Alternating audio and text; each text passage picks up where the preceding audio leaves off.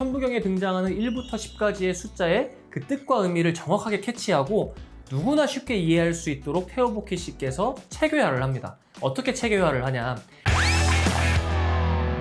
안녕하세요, 김병훈입니다. 하늘의 입법, 우주의 비밀을 담고 있는 인류 최초의 경전 천부경. 이 천부경을 평생 동안 암송하고 연구한 끝에 결국 인류 문명의 가장 큰 뿌리가 된 문화 영웅이 있습니다. 그 위대한 이름 바로 테오보키 씨. 오늘은 테오보키 씨의 이야기로 함께 해보겠습니다. 배달국 5번째 제왕 테우이 환웅천왕에게는 12명의 아들이 있었어요. 그중 맏아들은 아버지를 이은 6세 다이발 환웅천왕이시고 12명의 아들 중 막내 아들이 바로 오늘의 주인공 테오보키 씨입니다. 이 테오보키 씨는 우주의 비밀에 관심이 많았고 그래서 천부경을 매일 암송하고 연구했어요. 아마 인류 역사에서 이 천부경을 가장 많이 읽지 않았나 그런 생각도 드는데요. 그러던 끝에 이 천부경에 대해서 완전 도를 통하시게 됩니다. 그 깨달음의 결과가 바로 하도와 팔괘입니다. 천부경은 우주수학 원전이라고도 하죠. 1부터 10까지의 숫자로 이 우주의 비밀을 표현하고 있습니다. 근데 그 뜻이 워낙 함축적이고 깊이가 있어서 많은 사람들이 쉽게 공부하기가 어려워요. 천부경에 등장하는 1부터 10까지의 숫자의 그 뜻과 의미를 정확하게 캐치하고 누구나 쉽게 이해할 수 있도록 테오보키 씨께서 체계화를 합니다. 어떻게 체계화를 하냐? 1부터 10까지의 수를 시간상과 공간상으로 배치를 해요. 1과 6이라는 숫자를 만물의 근원이 되는 북쪽에, 2와 7은 만물이 왕성하게 활동하고 성장하는 남쪽에, 3과 8은 만물이 생동하는 동쪽에, 4와 9는 만물이 완성되고 성숙되는 서쪽에, 그리고 이 모든 숫자를 안정시키고 조화시키는 5와 10이라는 숫자를 중앙에 배치를 합니다. 이걸 하도라고 합니다. 이 하도는 수를 방위에 배치하고 그 수들이 서로 어떻게 영향을 주고받는지를 그려놨어요. 그래서 누구든 이 법칙을 조금만 공부하면 이 세상이 10가지 수의 법칙으로 돌아가고 있구나 라는 걸 알게끔 만들어 놓은 거죠. 그래서 하도는 오행상생도의 모습을 하고 있다고 말합니다. 동양 철학의 근간이라고 할 수 있는 오행사상이 여기서 나옵니다. 일육수, 이칠화, 삼팔목, 사구금, 50토라고 하는데 이걸 근간으로 우주에 대한 비밀을 조금 더 쉽게 풀어내고 있죠. 이 전통 한복이나 전통춤 추시는 분들이 입는 복장의 특징이 바로 오방색이거든요. 흑색, 적색, 청색, 황색, 흰색. 이 오방색도 오행사상, 이 하도를 바탕으로 해서 나온 색이에요. 각 방위에 색을 배치를 한 거죠. 동방에는 청색, 남방에는 적색 이런 식으로요. 이 고구려 벽화의 사신도를 보면 동방 청룡, 서방 백호, 여기도 청색, 백색이 들어가 있죠. 남방의 주작, 이 붉을 주자, 빨간색이 들어가 있고 북방 현무, 이 검은색이 들어가 있습니다. 이것 역시 하도의 오행 법칙을 바탕으로 하고 있습니다. 우주를 움직이는 이 5방위, 5가지 힘, 5가지 기운이 서로 조화롭게 영향을 주고받는 모습이 바로 하도, 오행, 상생도입니다. 그래서 하도를 우주 창조의 설계도라고 하는데요. 이 설계도라는 게 완성된 모습이 포함되어 있잖아요. 그래서 하도에는 우주가 처음으로 창조될 때 우주가 궁극적으로 이루고 싶어하는 꿈의 세상, 조화의 세상 역시 담겨 있습니다. 우리와 늘 함께하고 있는 한글 역시 이 하도 법칙을 바탕으로 하고 있는데요. 훈민정음을 보면 하도의 수의 법칙과 오행 상생 법칙을 바탕으로 아야, 어여, 오요, 우유라는 글자를 생성하고 배치했다라는 내용이 나옵니다. 어떻게 보면 한글에는 우주의 법칙처럼 백성들이 서로 조화롭게 살아가길 바라는 마음이 담겨 있다는 생각도 듭니다. 자, 천부경의 1부터 10까지의 수를 발전시킨 것이 하도라면 천부경의 0과 1의 법칙을 가지고 테오보키 씨께서 완성한 것이 바로 팔괘입니다.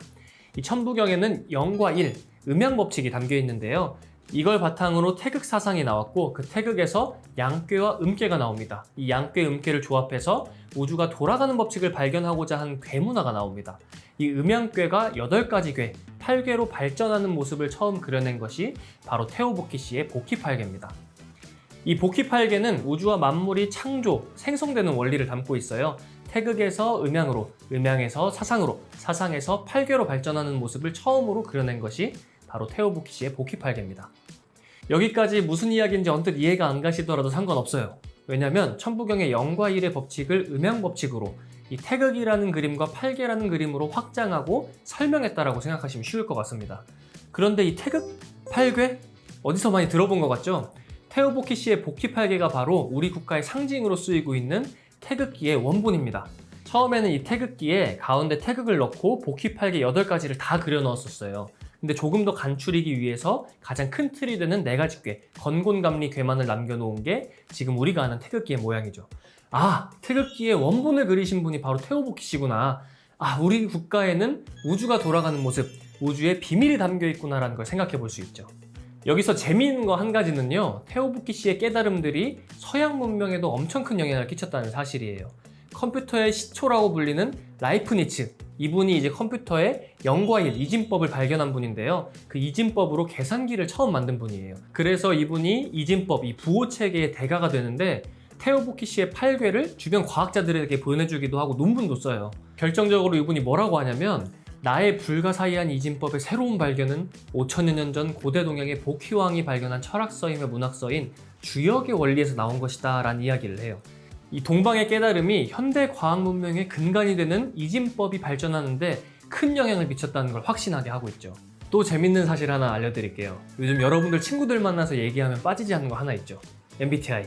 이 MBTI 법칙을 처음 만든 사람이 칼 융이라는 심리학자, 이 정신과 의사예요.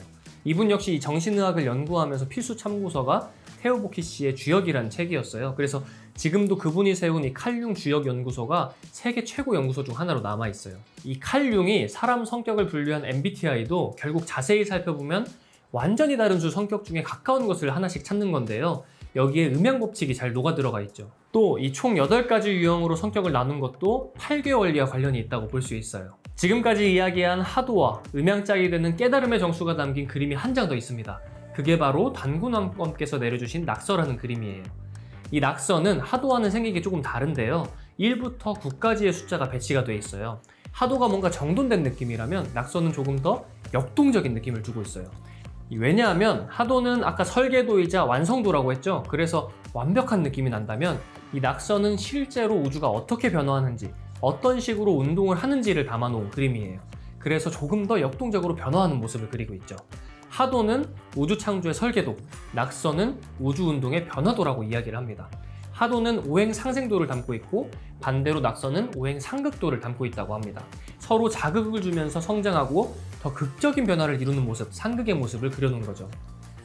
그래서 이 천부경에서 시작해서 하도와 낙서로 우주의 비밀이 하나씩 자세하게 드러나기 시작하는 겁니다.